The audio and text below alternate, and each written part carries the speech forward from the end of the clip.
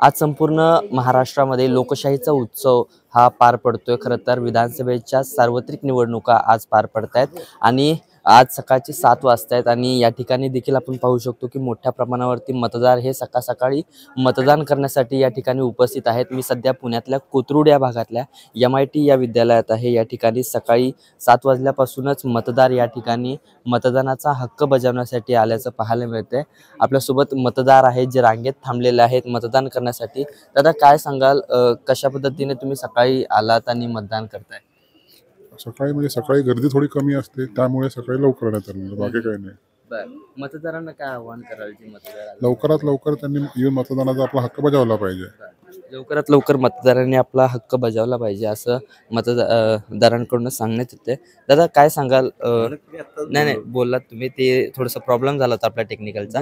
काय सांगाल आपल्या सर्व नागरिकांना मतदानाचा हक्क बजावताय तुम्ही, सकाळी सुद्धा आलाय, लवकर आलात, काय सांगाल? विशेष काय सांगण्यासारखं काही नाही, परंतु आपला तो अधिकार आहे, जबाबदारी आहे, तर त्या जबाबदारी पार पाडली पाहिजे म्हणून आम्ही आलो. आपला तो अधिकार आहे, आपली ती जबाबदारी आहे असं म्हणत काकांनी सांगितले की आपला हक्क आपण बजवायला हवा। तरी तू काय सांगशील, तरुण म्हणून काय सांगशील, मतदान करण्यासाठी आलीस, काय सांगशील? मतदार हा आपला हक्क आहे, अधिकार आहे आणि कर्तव्य आहे। आपल्याला आपल्या देशाच्या राजकारणात आपलं मत देता येतं आणि जर आपण मतदान करत नसू तर आपल्याला सरकारवर टीका करण्याचा अधिकार कितपत आहे याचा विचार करायला हवा। जर मी मतदान करते तर मी म्हणू शकते की अरे मला हे सरकार हवं होतं, की अरे मला हे सरकार नको होतं आणि मी त्यानुसार मत दिलं। जर ते मी करत नसेन तर काय आपल्याला हक्क उरतो की हे कोण लोक आलेत म्हणायचा, एवढंच मला वाटतं। नक्कीच, मग तू एक तरुण मतदार म्हणून काय सांगशील, तुझा उमेदवार कसा असावा याबद्दल तू काय विचार केलायस? माझा उमेदवार असा असावा की असा किंवा अशी असावी ज्यांना जनतेची नस ओळखता येते।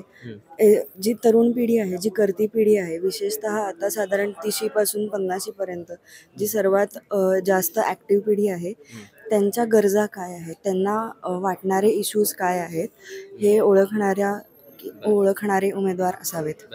नक्कीच, आपल्या समस्यांची जाण असणारे उमेदवार आम्हाला असावे।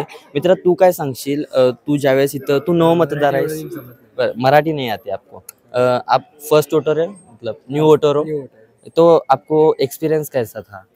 एक्सपीरियंस अच्छा था, सुबह जल्दी इसीलिए आया था कि भीड़ नहीं होगी। और अभी तो लाइन में अभी तो आने के बाद बता सकता हूँ एक्सपीरियंस कैसा था। आने के बाद आपको बता देना। खरं तर ही सर्व कर्तव्य करायला आम्ही आता पवित्र कर्तव्य करायला राष्ट्रासाठी आणि परत राष्ट्रासाठी आणि उत्तम सगळं करण्यासाठी भारत देशासाठी मतदान करतात। ताई तुम्ही काय सांगाल, मतदानाचा हक्क बजावताय, काय सांगाल? काय सांगायचं, हक्क बजावणारच ना, काय झालं जे मतदार अजूनही घरी आहेत, झोपलेले आहेत, त्यांना काय सांगाल? मला नाही वाटत असं कोणी झोपलं असेल म्हणून. कोथरूड येतात लोक झोपणारे नाही, सगळे येतात बरोबर मतदान करायला, वेळेत येतात। या ठिकाणी आपण पाहतोय की सर्व मतदार, तुम्ही मतदान करून बाहेर आलात, दादांनी या ठिकाणी आपल्याला दाखवले, शाही दाखवले, तर काय सांगाल, लोकशाहीचा उत्सव साजरा केलाय आपण, अधिकार आपला वापरलेला आहे, काय सांगाल? ह्या वेळेला सरकारने जी प्रसिद्धी आणि त्याला दिलेली आहे, कारण गेले 15 वर्षापूर्वी ज्यावेळेला लोकांना एक अडचणीत होती की त्यांची नावं नाही, मतदार यादीत हे नाही ते नाही, त्यामुळे लोकांचा उत्साह नसायचा आणि लोक त्यावेळेला दुर्लक्षित करायचे। कारण माझी एक मुलाखत झाली होती, त्यावेळेला मी सांगितलं होतं की लोकांचा कल हा जास्त करून श्रीमंतांचंही त्यावेळेला आवड नव्हती किंवा त्यांना उत्साह नव्हता, मध्यमवर्गीय म्हणायचे आम्हाला काय फरक पडणार आहे, हे आलं सरकारनं ते आलं।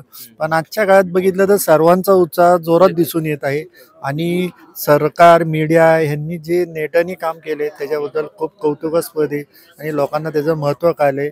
आपण या ठिकाणी माझी मुलाखत घेतली, धन्यवाद। नक्कीच। तरी आपण या ठिकाणी पाहतोय की मी सध्या कोथरूड मधल्या MIT या महाविद्यालयात आहे। या ठिकाणी मतदानाचं केंद्र उभारण्यात आलेलं आहे, मतदारांच्या सोयी देखील या ठिकाणी उपलब्ध करून देण्यात आलेलं आहे। माझ्या मागे जर तुम्ही पाहिला असेल तर भव्य असा या ठिकाणी मंडप घातलेला आहे, जेणेकरून मतदारांना कुठल्याही प्रकारचा उन्हाचा त्रास जो आहे तो या ठिकाणी होणार नाही। याशिवाय रांगेची व्यवस्था केलेली आहे, त्यामुळे रांगेत हे सगळे लोक जे आहेत ते या ठिकाणी मतदान करतील। याशिवाय जे दिव्यांग व्यक्ती असतील ते दिव्यांग व्यक्तींना देखील या ठिकाणी व्हीलचेअरची व्यवस्था केलेली आहे। व्हीलचेअर आपण या ठिकाणी पाहतो की जे दिव्यांग व्यक्ती असतील, अपंग व्यक्ती असतील, यांच्यासाठी व्हीलचेअरची या ठिकाणी व्यवस्था करण्यात आलेली आहे, मांडव टाकण्यात आलेला आहे. यासोबतच बसण्यासाठी वेटिंग रूम असेल, प्रतीक्षा कार्यालय आपण ज्याला म्हणतो, त्या या ठिकाणी ज्येष्ठ नागरिकांसाठी इथे करण्यात आलेले आहे. यासोबतच रिसीट आणि स्लिप वाटपाचे केंद्र देखील या ठिकाणी सुरू आहे, जेणेकरून कुठल्याच मतदारांना कुठल्याही अडचणी ज्या आहेत ते या ठिकाणी आढळून येणार नाहीये. सगळ्यांच्या सोयीने त्यांना मतदान करता येईल अशा पद्धतीचं या ठिकाणी व्यवस्था जी आहे ती करण्यात आलेली आहे. त्यामुळे बखर लाईव्हच्या माध्यमातून देखील सर्व प्रेक्षकांना आव्हान असेल की सकाळ सकाळ लवकर जाऊन आपल्या मतदानाचा हक्क बजावा, आपल्या राष्ट्राचं कर्तव्य आहे ते. या सगळ्या गोष्टीवरती आज आपण इथेच थांबतोय. बखर लाईव्ह पुणे.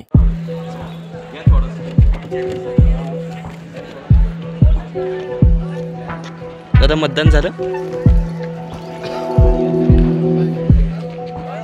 ते मतदान झालं? Okay sir.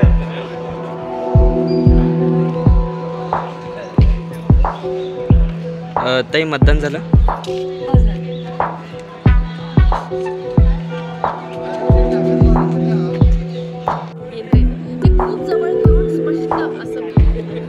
दादा मतदान केलं? दाखवा बरं. ओके.